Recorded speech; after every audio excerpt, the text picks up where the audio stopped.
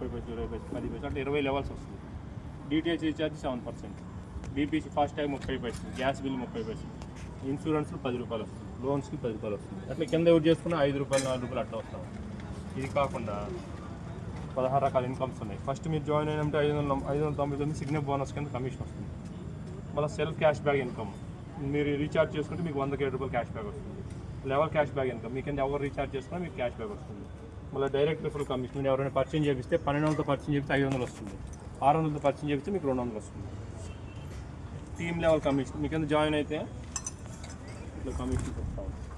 ఇప్పుడు ఉదాహరణకి మీరు జాయిన్ అయ్యారు, జాయిన్ అయిన తర్వాత ఒక 5గురిని పర్చేజ్ చేశారు కంపెనీలో, ఒక్కొక్కరిని జాయిన్ చేసినప్పుడు 500 వస్తుంది. 1200 పర్చేజ్ చేస్తే 500 × 5 పర్చేజ్ చేస్తే మీకు 2500 వస్తుంది.